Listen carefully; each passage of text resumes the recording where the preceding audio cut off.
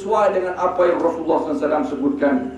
Dalam satu hadis Rasulullah yang menyinggung persoalan al-hilful fudul, Rasulullah pada umurnya 16 tahun menyaksikan termeterainya satu perjanjian di kota Mekah untuk menegakkan keadilan, membanteras kezaliman ketika itu. Lalu Rasulullah menyebutkannya, laqad syahidtu fi baiti Abdullah bin Juna'an. Aku menyaksikan termeterainya satu perjanjian di rumah Abdullah bin Juna'an yang paling aku sayang dan kasihi.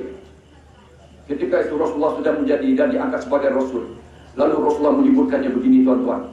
Lau du'aitu bihi fil Islam. Seandainya aku diundang untuk bersama memeteraikan perjanjian seperti itu, menegakkan keadilan, membanteras kezaliman, pada ketika aku sudah menjadi Rasul, la ajabtu, pasti aku akan menerimanya. Ini yang dilakukan oleh PAS, supaya jangan ada lagi sesiapapun yang bercakap dengan UMNO tak boleh kerjasama, dengan PKP boleh kerjasama. Ini tumahan mereka hari ini, tuan-tuan. Dengan orang India Hindu dia boleh kerjasama, dengan UMNO tak boleh kerjasama. Kerana kerjasama dengan UMNO bukan untuk ketuhanan Melayu dan supremasi Melayu. Kerana hanya kita akan bersama untuk menegakkan keadilan, membanteras kezaliman, dan khususnya kalau mereka yang Muslim kita bawa bersama. Wa'tasimu bihablillahi jami'an wala tafarraqu. Begitulah ringkasnya. Saya nak masuk topik ini, kalau tidak dapat masuk topik lain kerana pengusi di belakang. Bagi hanya saya 10 minit ya tuan-tuan. Sudah tinggal 12 minit.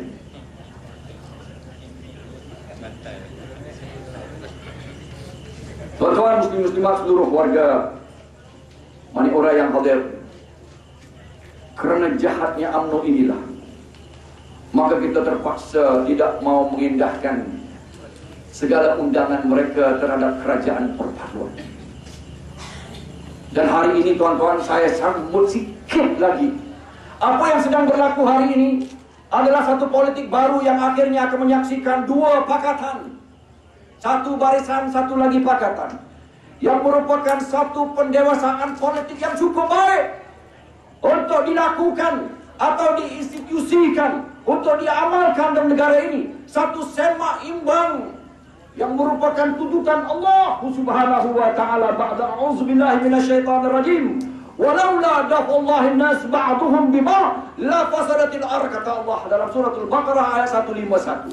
Dan seandainya Allah tidak menolak kezaliman dan menyeimbang kezaliman dan keterlanjuran satu kelompok manusia dengan kelompok yang lain, maka seluruh muka alam ini akan musnah. Apa yang berlaku dalam politik baru ini tuan-tuan adalah satu amalan dan menginstitusikan sema imbang yang begitu baik. Seperti mana mungkin kalau kita lihat di Amerika, Demokrat lawan Republikan, di United Kingdom konservatif lawan Labour, dan silih ganti mereka menang. Atas apa? Atas sejauh mana mereka boleh mengisi pengharapan rakyat, membela kepentingan dan kemaslahatan rakyat dan seluruhnya. Ini yang sedang berlaku tuan-tuan. UMNO tahu mereka sudah tidak ada lagi kuasa yang mutlak sepenuhnya, kuasa hegemoni. Satu masa dulu selama 50 tahun lebih, 5 dasawarsa mereka memerintah negara ini, punya 2/3 majoriti, membuat pindahan dalam perlembagaan tidak kurang daripada 263 kali. Walaupun negara seperti Amerika 263 tahun, hanya 16 kali mereka buat pindahan.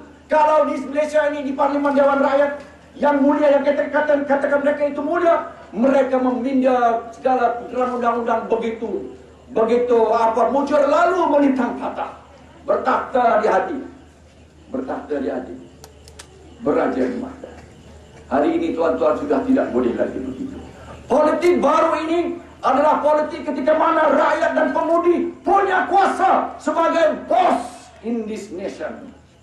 Tuan-tuan, Pakatan Rakyat pun jangan lupa, ini politik baru, bukan politik Pakatan Rakyat.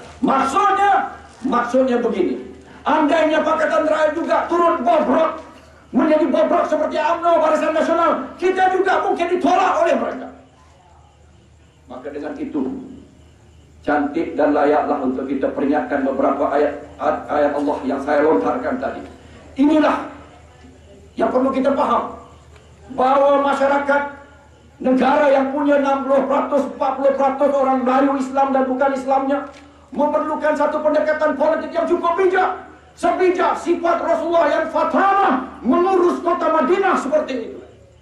Sehingga kan Rasulullah SAW memanggil setiap satu kabilah, sama ada ahli kitab, Yahudi dan Nasrani, Qainuqa, Bani Nazir, Bani Quraizah, ahli kitab Yahudi dan juga musyrikin, memanggil mereka itu seluruhnya. Antum ummatul wahidah, antum menjadi satu masyarakat madani ataupun satu community yang satu.